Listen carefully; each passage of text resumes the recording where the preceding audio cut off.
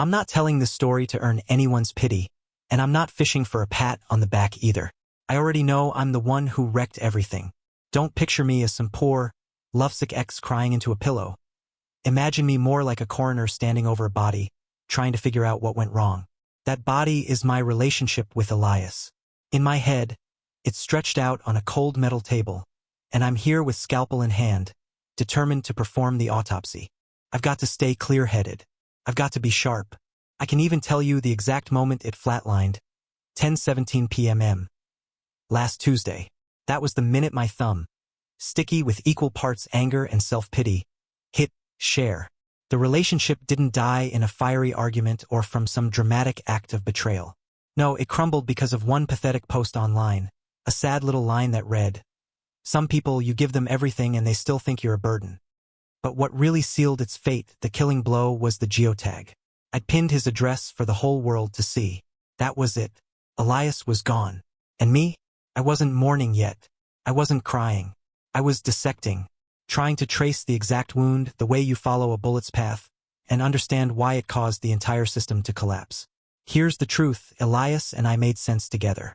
He was a data scientist, a man who trusted numbers, patterns, and things that could be measured. His world was neat, clean, and predictable.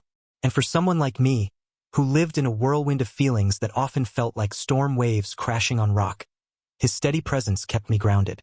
I loved that mind of his, the way he could explain some complicated algorithm with the same patience he used when walking me through the plot of a cheesy movie.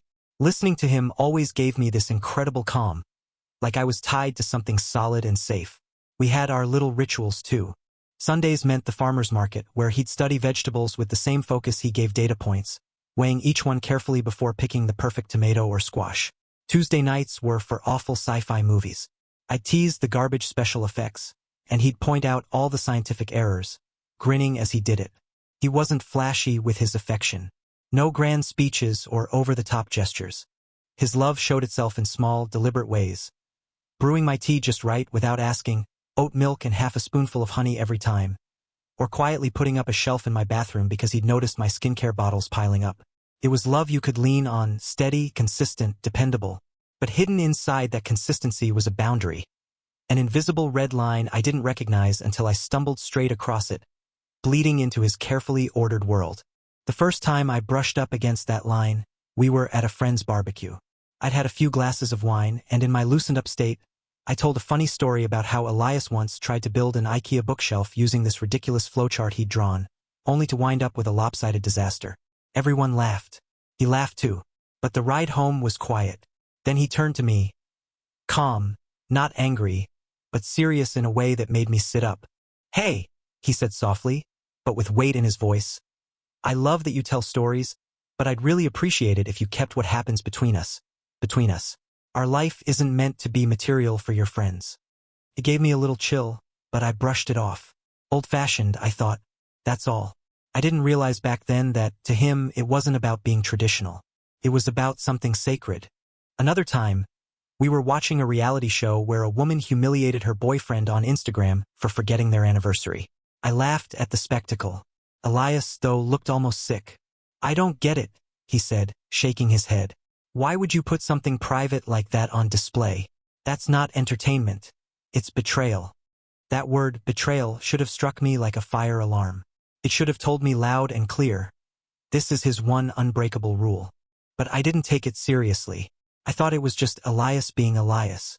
Honest, principled, a little rigid. I chalked it up to a quirk instead of recognizing it as the foundation of trust in his world. And of course, things started to come apart with something small, the way they usually do. It was the week of his company's annual awards gala. For me, this was big. It was the first time I'd be meeting his senior partners, the names I'd only heard in passing. I'd even bought a new emerald dress. He'd once told me that color looked incredible on me. I was excited not just because of the event, but because it felt like a step forward for us, proof that we were solid. Then, a week before, he told me he couldn't go. "I'm sorry, babe," he said, not looking up from his laptop. They moved the Atlas project deployment up. So all hands on deck. I got to be online that night. That old, icy dread washed over me immediately. The one I'd carried from past relationships where I always came second. "Can't you get out of it?" I asked, sharper than I meant. It's just a couple hours. This is really important to me. I can't, he said, finally lifting his eyes. He explained the situation in his usual calm, methodical way. Deadlines, dependencies, server migrations. It was the language of his world, systems, and logic. But all I heard was rejection. All I heard was, my work matters more than you. That deep-rooted fear, the one that whispers, you're not enough, they're about to leave you, began to stir again. Soon it wasn't about the gala at all. It was about him slipping away from me. His texts came slower. When he was home, he was tired, his brain still wired into his code. Our conversations turned into little exchanges. Did you eat? How was your day? But the closeness was evaporating. One night, I tried to put it into words. I feel like you're a million miles away, I said, voice shaking. He sighed. I'm just under pressure, that's all. This project's huge. It'll be done in a week. He was trying to soothe me by giving it an endpoint. But my panic wasn't logical, it was animal, raw. His calmness felt like dismissal. His need for space felt like he was already walking out the door. He hid in his work, and I pushed harder, desperate for connection. We tripped over each other, out of rhythm, tangled in the kind of tragic dance couples don't notice they're in until the music stops. That Tuesday night, the night of the gala, I stayed home. I couldn't stand the thought of showing up alone, plastering on a fake smile, pretending I wasn't humiliated.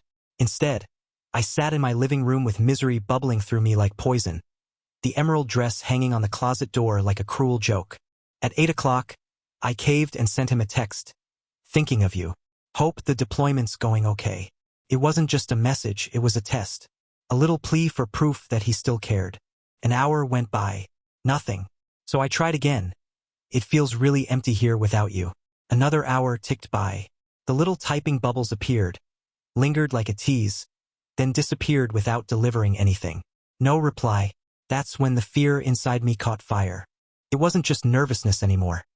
It was full-blown panic, a blaze tearing through my chest. The old script started shouting in my head. He's ignoring you. He doesn't care. He's glad he's not stuck with you tonight. His silence wasn't silence anymore.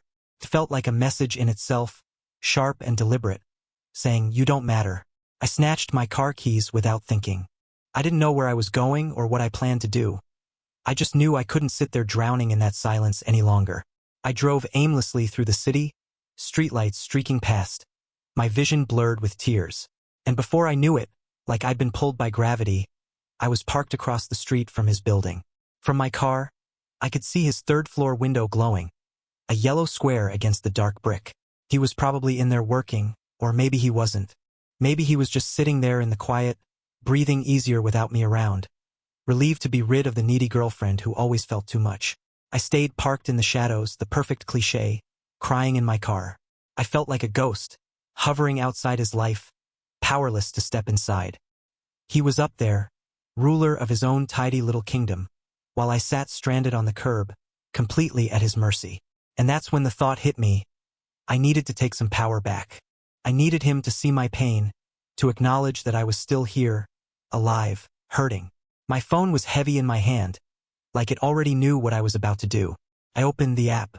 My fingers moved before my brain caught up. The words came out easy, dripping with self-pity. Some people, you give them everything, and they still think you're a burden. It was vague enough. Technically, it could have been about anybody. But then I saw the little location pin, add location. That tiny icon might as well have been a red button marked self-destruct. A cruel impulse surged through me. I wanted to puncture his bubble of calm, make him feel the sting of my hurt. I wanted him to know I was right outside, suffering. I wanted our friends, his friends, to see it, to wonder what had happened. I wanted to turn my private ache into a public performance, a messy smear across his orderly canvas. So I typed in his building's name. The address popped up. My thumb hovered there, trembling. For a split second, the rational part of me whispered, don't do this. This is the one thing he'll never forgive. But the fire inside me roared louder, promised relief even if only for a moment. It told me that if I pressed the button, I'd stop being the invisible victim and, just for once, become the one holding the microphone. At 10:17 p.m., I hit post, and for a flicker of a moment, I felt a twisted calm. Not joy, not satisfaction, just a hollow, sick stillness. That night, I barely slept. I tossed and turned, waking up every hour, my heart racing, checking my phone over and over. I was braced for the storm. An angry call, furious texts, maybe even a screaming match where I could at least defend myself, explain, maybe claw my way back to forgiveness. But the storm never came. Instead, there was nothing. A silence so heavy it felt like the end of the world. The next morning, the post was still sitting there. No comments, no DMs. When I checked his profile, it wasn't just his posts that were gone, he was gone. His entire presence had vanished from my digital life. I typed his name into the search bar. User not found. A cold dread sank into my gut. I opened WhatsApp. My last message still had one gray checkmark. Not delivered. He'd blocked me. Everywhere. That's when panic really set in, sharp and dizzying. This wasn't him. Elias wasn't dramatic. But he also wasn't cruel. He was a problem solver. A man of order. Ghosting didn't fit his code. It didn't make sense in his data-driven way of seeing the world. I drove to his apartment, hands trembling on the wheel. I buzzed his unit. No answer. I buzzed again. Again. I leaned on that button like it was a lifeline. Nothing. When I called, it went straight to voicemail, a robotic voice colder than his silence. The rest of that day blurred into a cycle of frantic texts, unanswered calls, and me staring at my own pathetic post as if sheer will could undo it. By evening, I was a wreck, crying, scrolling, cursing myself, then crying again. The post sat there on my feed like a stain I couldn't scrub away, childish and cruel in equal measure. 2 days later, the truth finally reached me. Not from him, but through Sophie, a mutual friend. I had called her in tears, babbling about how it was all a misunderstanding, begging her to tell me what she knew. She was quiet for a long time. He's gone, isn't he? I whispered finally. Yeah, she said carefully. He's taking some time off work, staying with his brother upstate. Did he see it? I asked even though I already knew. Someone sent him a screenshot, Mara, she said gently. His phone blew up. A few people saw it. The image hit me like a punch. His neat, private world being swarmed with notifications about my public breakdown. He hadn't just read my words. He'd been forced to experience them as an event. What did he say? I asked, desperate. Was he mad? Did he say anything about me? There was a pause and then Sophie sighed. He didn't say much, just that. The game is over. And he asked me not to bring it up again. The game is over. Not we need to talk. Not I'm angry. Not even I need time. It was final. A shutdown. The words a machine uses when the error is fatal and recovery isn't possible. He didn't just get mad and storm off. No, he examined the evidence like the scientist he was, decided the trust had been permanently corrupted, and hit the reset button. A full system wipe. And me? I was left staring at the blank screen, the virus that caused the crash, with no chance to even beg for a reboot. The days that followed were a blur of humiliation. I turned into someone I barely recognized, desperate, restless, running on fumes. I wrote him long, messy emails, the kind that swung wildly between apologies, excuses, and I love yous. They went unanswered, probably filtered into some digital graveyard he'd never bother opening. I even lowered myself to handwriting a letter, tear-stained and shaky, and dropping it with the doorman at his office. I'm sure it went straight into the trash without ever reaching him. Elias had built a fortress of silence around himself, and no matter how hard I clawed at the walls, all I managed was to scrape myself bloody at the bottom. My final move was Sophie. I begged her to step in, to speak for me, to somehow get him to give me 5 minutes of his time. I was convinced that if he could just look me in the eye, see how sorry I was, I could fix it. I could make him understand that fear and panic, not malice, had driven me to torch the one thing I should have protected. Sophie didn't want to be dragged into it. She was caught in the middle and she hated that role. But she could see how badly I was unraveling. How I wasn't eating, how I wasn't sleeping, and finally she agreed. Not to plead my case, but simply to check in with him. When she called me back a day later, her tone was different. Not just reluctant anymore, heavier, final. I spoke to him, she said quietly. I held my breath. And Mara, you need to let this go. It's done. What did he say? Please, Sophie, I need to know exactly what he said. There was a long sigh on the other end. All right, she said gently, like a doctor breaking bad news. He told me this isn't about you being unhappy or complaining. He said he could have handled that, you two could have worked on that. This is about where you chose to complain. You took something private and made it a public performance. You dropped a pin on his home, his sanctuary, and cast him as the villain in your story for everyone to see. He said it's a fundamental breach of the respect and trust a relationship is built on.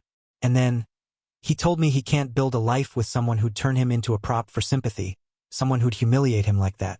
He said, I can't trust her judgment anymore, and I can't be with someone I don't trust. Every word hit me like a dart. Public performance. Villain in her story. Prop in her drama.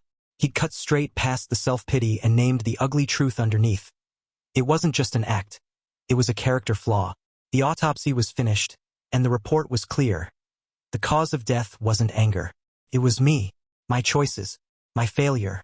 Now I sit here in my apartment, which feels more like a mausoleum than a home.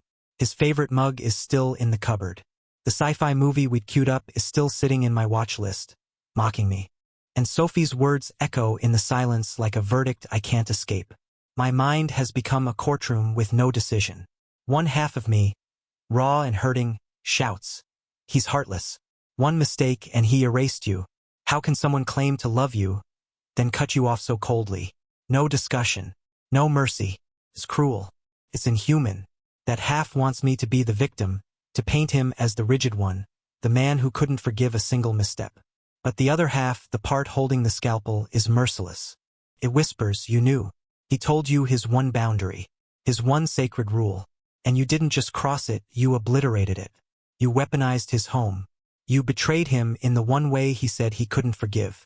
This silence is earned. This is the consequence of your actions. Of course, I deleted the post.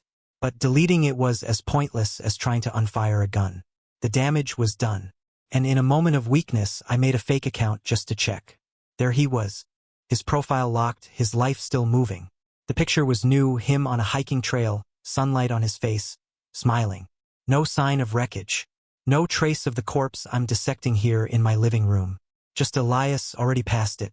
And I'm stuck, trapped in this endless loop of anger at his coldness, then disgust at my own choices. 1 minute I'm drafting an unsent text calling him a heartless bastard. The next I'm drowning in shame so deep it feels like I can't breathe. Because here's the truth. I'm both roles in this story. I'm the examiner with the scalpel, and I'm the one who caused the death. The doctor and the killer. Standing over the same body, still arguing with myself about what really killed it.